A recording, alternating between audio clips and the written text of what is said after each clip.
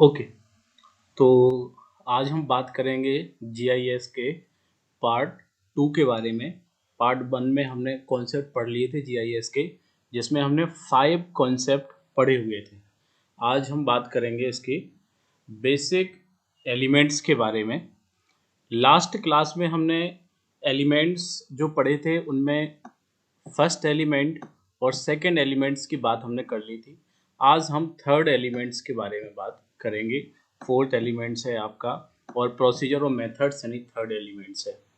सबसे पहले तो हम सब थैंक यू कहेंगे उन व्यक्ति को जिन्होंने ये साइट्स से और ये स्लाइड्स तैयार की हुई है। अब अपना टॉपिक आता है सॉफ्टवेयर से रिलेटेड, तो हम अपने एलिमेंट्स पर जाते हैं। थर्ड नंबर का था जिसमें हमने सॉफ्टवेयर की बात आज करनी है। ये आपको हम एक्सप्लेन कर चुके हैं बेसिक एलिमेंट्स में।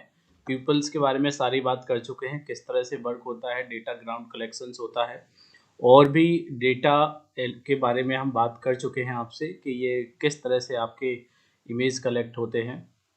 ये डेटा के एग्जाम्पल यहाँ बताए गए थे, डिसीजेस वगैरह का डेटा कैसे इकट्ठा होता है, लैंडमार्क हैं, ये सारा वो डेटा है जो जीआईएस में यूज किया जाता है। ठीक, आज हम बात करेंगे बेसिक एलिमेंट्स ऑफ जीआईएस में। किसके बारे में? सॉफ्टवेयर्स के बारे में, किसमें कौन कौन से सॉफ्टवेयर यूज होते हैं।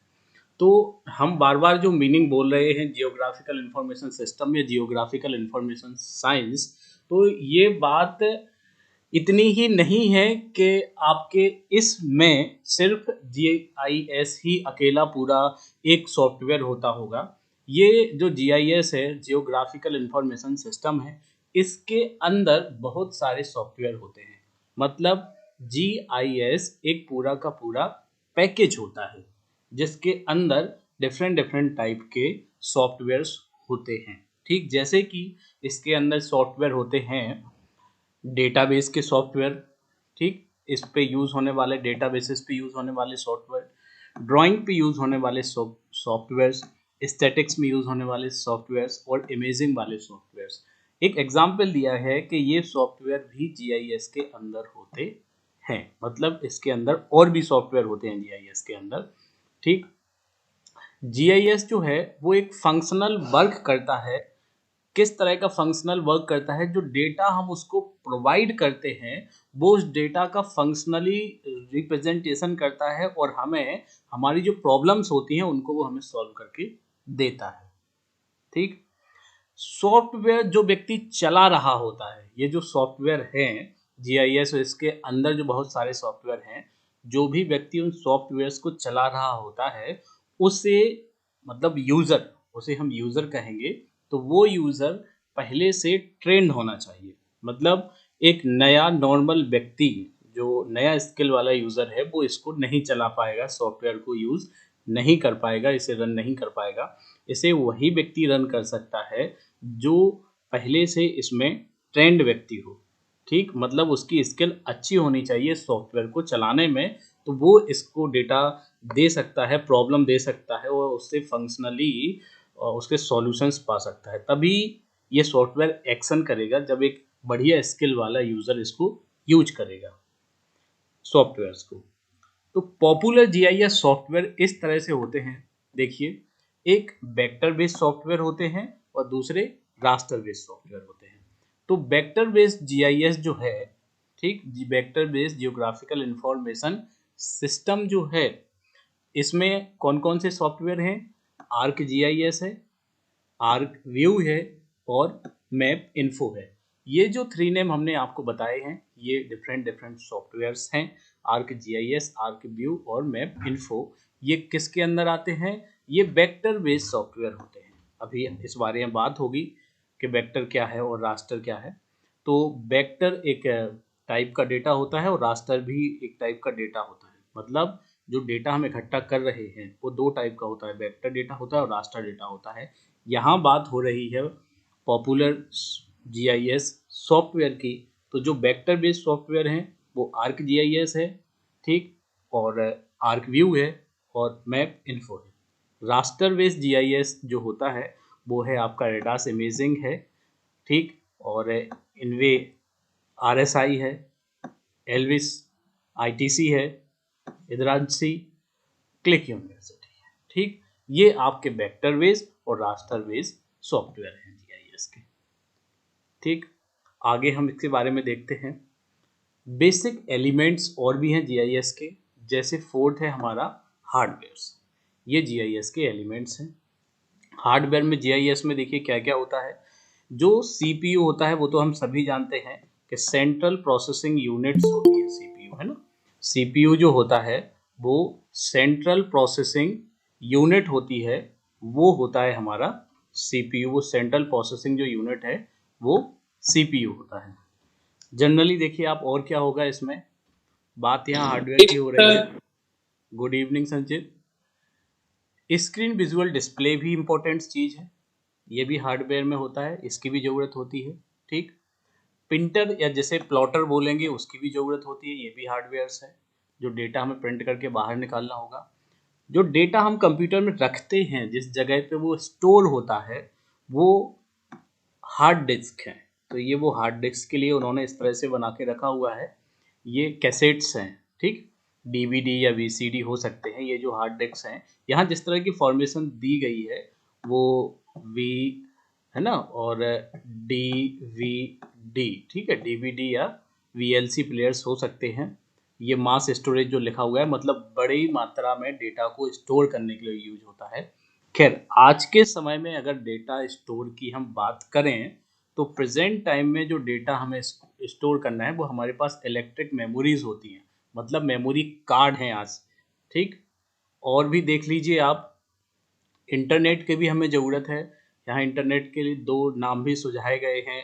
लोकल एरिया नेटवर्क, जिसे लैन बोला जाता है, वाइड एरिया नेटवर्क जो वैन होता है, ये उनके फुल फॉर्म हमें यहाँ दिखाए गए हैं।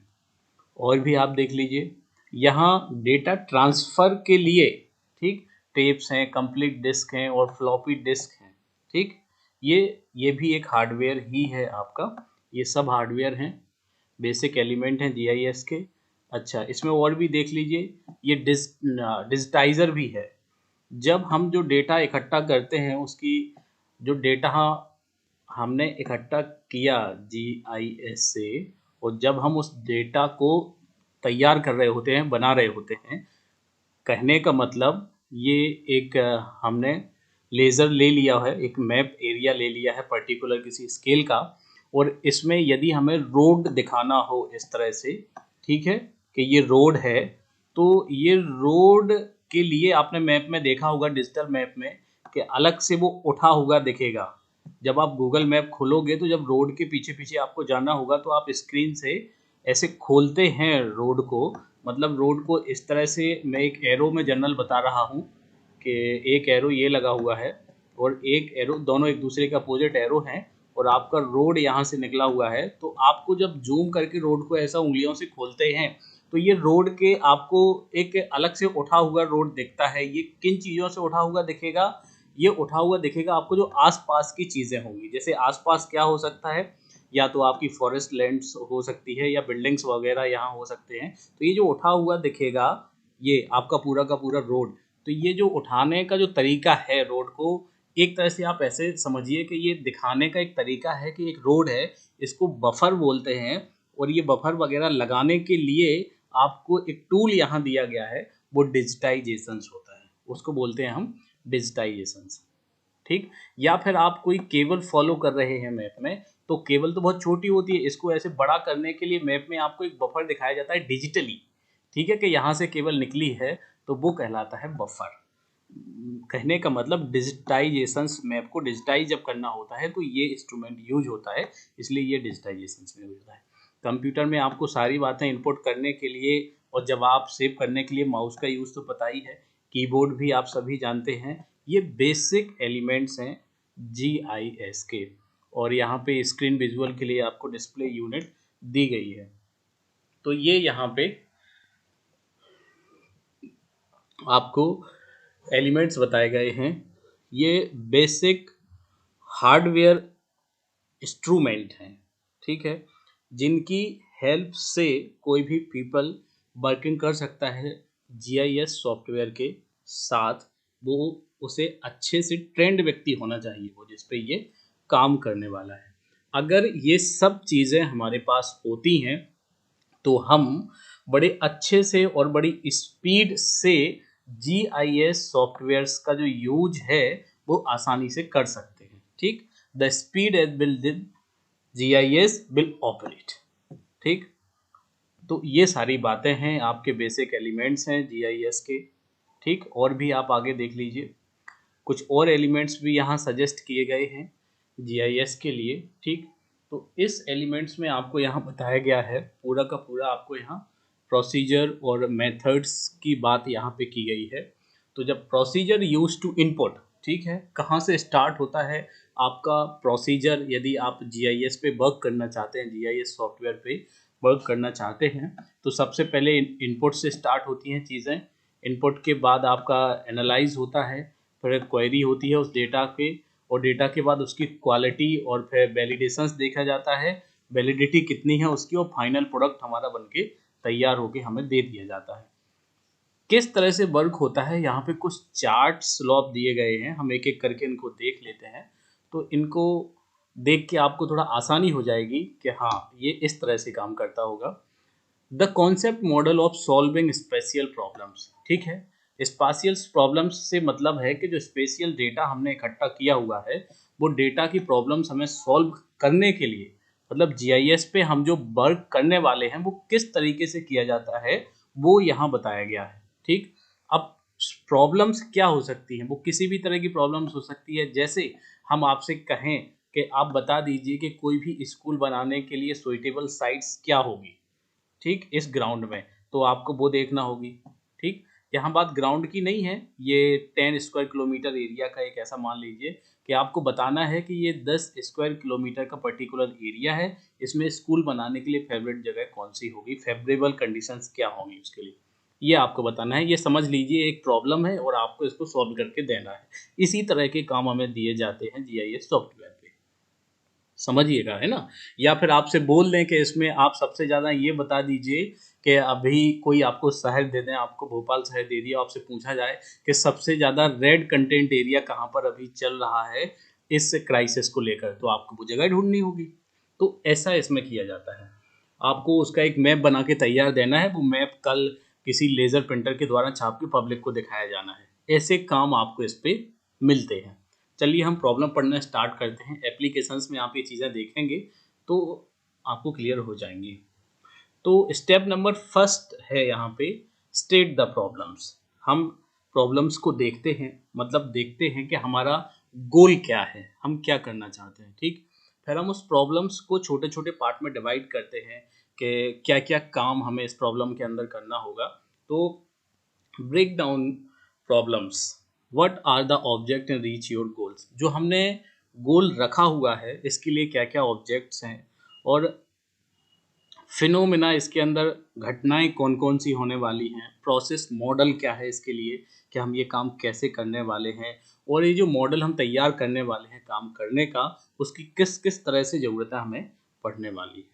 ठीक, तो हम सबसे पहले प्रॉब्लम्स देखते हैं, फिर प्रॉब्लम्स को समझने के लिए उसे छोटे छोटे पार्ट में डिवाइड करते हैं, और जब हमें पता चल जाता है कि शुरुआत कहाँ से करनी है, फिर हम डेटा को कलेक्ट करने का काम करते हैं। ठीक, जब हमारे पास डेटा कलेक्ट हो जाता है, ठीक, तो फिर हम उसमें परफॉर्म करना चालू कर देते हैं। ठीक, मतलब उसको इंडिविजुअली वो जो हमने मॉडल तैयार किया हुआ था, ठीक है, वो जो मॉडल पूरा हमने डेटा लिया है वो इकट्ठा करते हैं उस मॉडल के अकॉर्डिंग। फिर जो डेटा हमने इकट्ठा किया है उसको हम वेरीफाई करते हैं। ठीक, मॉडल का मतलब है आपने पूरा शुरू से लास्ट तक एक प्रोसीजर बनाया है कोई प्रॉब्लम को सॉल्व करने का, वो कहलाएगा एक पर्टिकुलर मॉडल। फिर इस मॉडल के अकॉर्डिंग आप सारी चीज़ें चेक करते हैं। ठीक, और रिजल्ट क्या निकलता है फिर वो देखते हैं। ठीक, मतलब एक प्रोसीजर यूज करते हैं आप स्टेप बाय स्टेप, जिसमें आप काम करते जाएं। ठीक, वो होता है मॉडल। चलिए और हम आगे देख लेते हैं कि जीआईएस के टाइप्स क्या होते हैं। ठीक है, तो टाइप्स, ओके सॉरी, हम अब जीआईएस के बारे में और बात करने वाले हैं।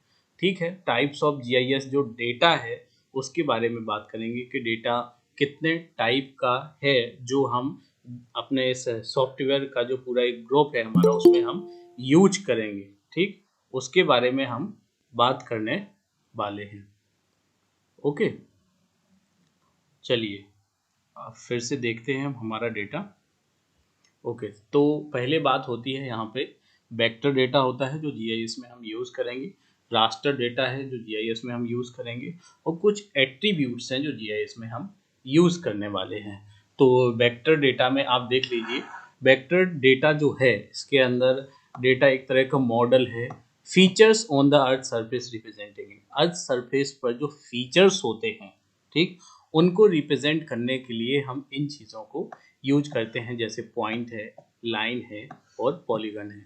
पॉइंट हम किन चीज़ों को दिखाने के लिए करेंगे, जैसे कोई एक इस तरह का हमने एक पर्टिकुलर विलेज ले लिया, उसमें देखा कि इलेक्ट्रिसिटी के कितने पोल्स हैं, तो हम ऐसे पॉइंट से काउंट कर देंगे, पॉइंट्स लगा देंगे, ठीक है, मैप में कि यहाँ पोल्स है, यहाँ पोल्स है, यहाँ पोल्स है, यहाँ पर पोल्स लगे हुए हैं। तो मैप में हमने ये जो पोल्स के लिए पॉइंट यूज किया हुआ है ये कहलाता है डिजिटाइजेशन। इसके पोल लगाने के लिए वो पीछे हमें एक इंस्ट्रूमेंट भी दिखाया गया था, वही था वो डिजिटाइजेशन का मीनिंग, है ना, वही था। तो ये पॉइंट्स इस तरह से लगाते हैं, या हमें रोड वे वगैरह दिखाना है तो उसके लिए हम ये इस तरह की लाइंस यूज करते हैं, ठीक, रेलवे लाइन दिखानी है तो लाइन यूज होते हैं। पॉलीगन्स मीनिंग भी आपका डेटा के लिए, स्ट्रीट के लिए दिखाया जाता है। ओके, रास्टर डेटा में देखिए आप, in the raster data model geographic features like land cover, ऐसे फीचर्स के को हम रास्टर डेटा बोलेंगे जो फीचर्स लैंड कवर करें, ठीक है, उन्हें हम सिंगल स्क्वायर सेल में दिखाने वाले हैं। जैसे लैंड कवर करने के लिए आपका पूरा फॉरेस्ट ब्लॉक है तो आप उसको इससे कवर करेंगे, ऐसे ब्लॉक बना देंगे, तो वो रास्टर डेटा कहलाएगा। जिसने पर्टिकुलर लैंड कवर किया हुआ है वो रास्टर डेटा में यूज होगा, है ना, जिसने लैंड कवर किया हुआ है वो रास्टर डेटा में जाएगा। ये सब जो डेटा होता है, ठीक है, ये डेटा है आपका, पॉइंट है, लाइन है, पॉलीगन्स है, ठीक, ये जो डेटा है इसको हम रिकॉर्ड करते हैं या जीआईएस के अंदर इसको जब हम तैयार करते हैं, ठीक, तो इसको रिप्रेजेंट किया जाता है जीआईएस के अंदर। उसके लिए पर्टिकुलर नया डेटा तैयार होता है टेबल के फॉर्म में या एट्रीब्यूट फॉर्मूले के फॉर्म में, तो वो आपका एट्रीब्यूट होता है। मतलब हम इन सभी चीज़ों को एक नाम देते हैं, जैसे कि आपका ये हो गया, ठीक, यहाँ पर, ठीक, ये दिख रहा है तो इसको हमने नॉमिनेट किया हुआ है 1, या फिर ये दिख रहा है, इसे हमने इस पोल को नॉमिनेट किया हुआ है 2, समझिएगा आप। तो हम जो डेटा इसको देंगे, यानी किसे देंगे, सॉफ्टवेयर को इस तरह के फॉर्म में हमने डेटा दिया, ठीक, हमने इसे डेटा दिया कि 1 आपका यहाँ दिखाना है, 2 आपका यहाँ दिखाना है, 3 आपका यहाँ दिखाना है। हम इस तरह के फॉर्म में डेटा इनपुट करते हैं और वो हमें इस तरह से डेटा रिप्रेजेंटेशन करके दे देता है, ठीक, इस तरह का डेटा वो रिप्रेजेंट करके हमें दे देता है, ऐसा होता है, ठीक। और भी है, आप इस तरह से भी देख लीजिए कि एक तरीका ये भी है कि हमने एक स्प्रेडशीट इस तरह से ली हुई है, उस पर हमने चीज़ें इस तरह से मार्क कर दी हैं, तो वो फिर हमें इस तरह का एट्रीब्यूट टेबल भी बना के वो हमें दे देता है, टेबल के बारे में इंफॉर्मेशन भी दे देता है। ये पर्टिकुलर प्रैक्टिकली मीनिंग है, जब करते हैं तो आराम से समझ आ जाता है। हाँ, इस तरह से आप देख लीजिए टाइप ऑफ जीआईएस डेटा के बारे में यहाँ बात की गई है।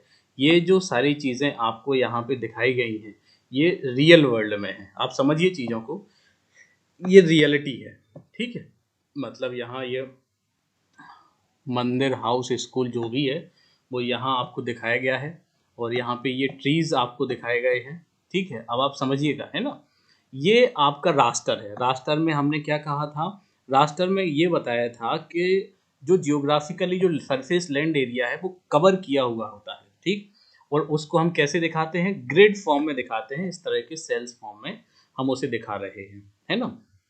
तो आप देख लीजिए, जैसे आपका ये दिख रहा है तो वो इसमें कवर किया हुआ है, ये एरिया कवर किया हुआ है आपको। ये रिवर्स दिखाई गई है, तो अगर हम रास्टर डेटा की बात करेंगे तो रिवर कैसी दिखाई गई है, ये दिखाई गई है रिवर, है ना। ये जो सेल्स बनाए गए हैं इनका पर्टिकुलर एक कोऑर्डिनेट्स होता है, तो ये फिक्स जगह रहती है। ये सारे ट्रीज दिखाए गए हैं। इन्होंने ये ब्लॉक्स क्यों बना के दिखाए हैं आपको, इसलिए बना के दिखाए हैं ताकि आप समझें कि ये पर्टिकुलर एक ब्लॉक ने इस तरह से डेटा कवर किया हुआ है ना, ये ब्लॉक बाई है, ये रास्टर डेटा है। मेरे कहने का मतलब जो इमेज होती है वो एक रास्टर डेटा है।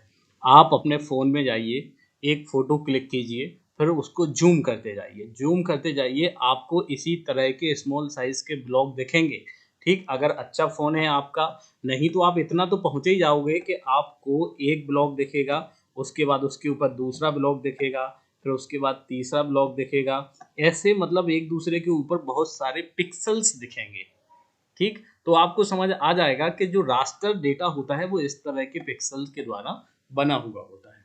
अगर हम जनरल बात करें वेक्टर की, ठीक, तो वेक्टर आप जो देख रहे होते हैं वो वेक्टर डेटा इस तरह होता है। हम क्या करते हैं, चीज़ों को एक पॉइंट फॉर्म में भी दिखाते हैं। तो जैसे ये लेट किया होम है, तो हमने मैप में कई बार आपने देखा होगा कि होम का के द्वारा एक पॉइंट के द्वारा दिखा दिया कि उधर पे होम है। आप गूगल लोकेशंस में ऐसी चीज़ें देखते हैं।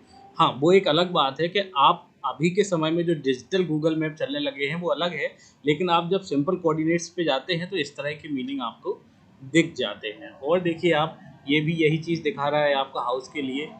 मतलब ये हम आपको ये बताना चाहते हैं कि जो वेक्टर डेटा है वो इस तरह के पॉइंट फॉर्म में दिखाया जाता है। ये लाइन बनी हुई है, लाइन फॉर्म में दिखाया जाता है। और ये आपके पॉलीगन बने हुए हैं, पॉलीगन फॉर्म में दिखाया जाता है। ये आपका वेक्टर डेटा है। जहाँ तक बात रास्टर डेटा की है, तो रास्टर डेटा जो है वो आपका ग्रिड फॉर्म में दिखाया जाता है। इतना समझना है आपको। डेटा क्या होता है, वही डेटा जो हम जनरली आपके एनवायरमेंटल में जिसका हमने तैयार किया होता है जीआईएस की हेल्प से मैप। ठीक है, यहाँ पर हम देख रहे हैं टाइप ऑफ जीआईएस डेटा। ऊपर जो हमने डेटा देखा हुआ है रास्टर और वेक्टर डेटा के टाइप, ये मीनिंग स्पेशली यहाँ आपको दिखाया गया है। ये देखिए, ये है वो एट्रीब्यूट टेबल, इस तरह से दिखाए गए हैं आपको एट्रीब्यूट टेबल, है ना। यहाँ देख लिए रास्टर डेटा एट्रीब्यूट, यहाँ रो दिखाए गए हैं, कॉलम दिखाए गए हैं। ठीक है, और क्या दिखाया गया है आपका एलयू कोड दिखाया गया है ना, एलयू कोड।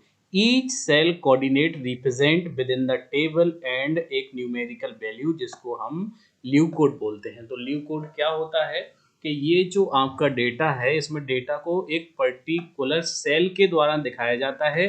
इस सेल का एक फिक्स कोऑर्डिनेट होता है। ठीक, ये जो सेल यहाँ बताई गई है, इस सेल का पर्टिकुलर एक कोऑर्डिनेट होता है और एक न्यूमेरिकल वैल्यू होती है जिसको हम ल्यू कोड बोलते हैं। ठीक, मतलब कहने का ये है कि जो ल्यू कोड होता है वो एसोसिएट है पूरी तरह से खुद के डिस्क्रिप्शन को लेकर, मतलब अपने से रिलेटेड पूरी जानकारी उसमें होती है। ठीक, ये देख लिए अब रास्टर डेटा। ठीक, यहाँ इस चीज़ का रास्टर डेटा शो किया गया है। ये आप देख लीजिए, यहाँ पर ग्रीनरी दिख रही है। ये एक डिप्रेशन वाला एरिया है जहाँ ये पानी भरा हुआ आपको दिख रहा है, ये डिप्रेशन एरिया है। अब रास्टर डेटा कैसे एक सीट पे इस तरह से तैयार हुआ है, ये आपके, ये देख लीजिए स्मॉल स्मॉल साइज के आपके लिए ये सेल्स बने हुए हैं ना, ये सेल बने हुए हैं। ठीक, तो प्रत्येक सेल का जो होता है उनका कोऑर्डिनेट रिप्रेजेंटेशन होता है। ठीक है, एक टेबल में, है ना, न्यूमेरिकल वैल्यू होती है जिसको हम ल्यू कोड बोलते हैं। ठीक, वेक्टर डेटा के लिए आप इधर आ जाइए, वेक्टर डेटा के लिए इधर देख लीजिए, ये एरिया दिखाया गया है, किसी यूनिट में होगा अब ये एरिया। ठीक है, पैरामीटर उसका दिखाया गया है, पैरामीटर हो गया। लीव कोड क्या है उसका, एक दिया गया है। नेम क्या है, सी वुड फॉरेस्ट, है ना। ये क्या दिया गया है आपको, फॉरेस्ट के बारे में बताया गया है। किसके बारे में, फॉरेस्ट के बारे में बताया गया है। सेकेंड क्या है आपका, मर्सी लैंड के बारे में बताया गया है, ये आपकी मर्सी लैंड है, इसके बारे में बताया गया है। इसका लीव कोड 2 है। ब्लू लेक के बारे में बताया गया है भैया, तो ये आप देख लीजिए, लेक के बारे में बात हुई है। ठीक है, स्वैम्प एरिया के बारे में बात हुई है। तो इस तरह से आपका होता है डेटा, वेक्टर डेटा की प्रॉब्लम्स के लिए, है ना। आप ये सब वही बातें हैं इन सबको आप अच्छे से पढ़ लीजिएगा। आगे देखिए आप, यहाँ पर एग्जाम्पल दिए गए हैं। ठीक, यहाँ एग्जाम्पल दिए गए हैं GIS के लिए। उन्हीं एग्जाम्पल जो हम ऊपर पढ़ रहे थे उनके एक एक करके एप्लीकेशंस हम यहाँ देखने वाले हैं। तो आप एप्लीकेशन देख लीजिए, यहाँ नीचे दिखाए गए हैं। सबसे पहले है एग्जाम्पल ऑफ GIS एप्लीकेशंस का। क्या एग्जाम्पल यहाँ दिखाया गया है, integrating the 5 basic component of GIS to produce the desired output। ठीक, यहाँ GIS components की बात है, तो कौन कौन से कंपोनेंट हैं आपके GIS के, आपने पहले से देखे हुए हैं सारे। डेटा है, सॉफ्टवेयर है, हार्डवेयर है, पीपल है और मेथड्स है। ये कंपोनेंट हैं जिनकी वजह से आपको डिज़ायर आउटपुट मिलता है। डिज़ायर आउटपुट क्या है? डिज़ायर आउटपुट से मतलब जो आपकी इच्छा है, जिस तरह का रिजल्ट आप चाहते हैं, ठीक, वो आउटपुट आपको इसमें इस तरह से मिलता है। और चीज़ें आप देख लीजिए, एग्जाम्पल ऑफ GIS एप्लीकेशंस, ठीक है, ये 3/6 है हमारा। तो क्या कह रहा है वो इसमें, suitability analysis for the best site for a new schools. ठीक, ये GIS एप्लीकेशन का एक अच्छा एग्जाम्पल यहाँ दिया गया है कि एक बेस्ट साइट खोजने के लिए, ठीक है, सुइटेबिलिटी हम कैसा पता करेंगे, हमें क्या है प्रॉब्लम्स हमारी, हमें एक नया स्कूल खोलना है और उसकी सुइटेबिलिटी देखनी है हमें कि किस जगह पे सही रहेगा। तो हम क्या क्या चीज़ें देखेंगे उनके बारे में हम यहाँ पे बात कर लेते हैं। ठीक, सबसे पहले हम गोल देखेंगे कि गोल क्या है हमारा, फिर क्राइटेरिया देखेंगे और फिर डेटा की बात करेंगे हम, है ना। ओके, यहाँ आप राइट के मैप में देखिए, ये एक रिजल्ट हमें शो किया गया है। इसमें वाइट कलर से एक्सक्लूडेड किया गया है और रेड जो दिख रहा आपको वो लो सुइटेबिलिटी वाला है, और जो ग्रीन आपको दिख रहा है वो हाई सुइटेबिलिटी वाला एरिया है। ठीक, अब यहाँ हम बात वही करने वाले हैं। अब फिर से देखिए आप, सबसे पहले गोल देखते हैं। गोल क्या है हमारा? गोल है best site for a new school. नए स्कूल के लिए हमको बेस्ट साइट ढूंढनी है, ये गोल है हमारा। क्राइटेरिया क्या क्या हो सकता है? वो नियर होना चाहिए, अदर फैसिलिटीज के पास में होना चाहिए, ठीक, और जो रास्ता होना चाहिए वो भी अच्छा होना चाहिए, ओपन, बड़ा, ठीक, और ऑन रिलेटिवली फ्लैट लैंड। हाँ, ठीक है, फ्लैट जमीन तो होनी चाहिए जहाँ स्कूल बनना है, ऐसे ढलान ऊपर नीचे वाली तो चलेगी नहीं स्कूल जहाँ बनाना है हमें, और सुइटेबल लैंड यूज होनी चाहिए। तो दिख ही नहीं रही। ठीक है, तो हम अपना वर्क कंटिन्यू रखते हैं।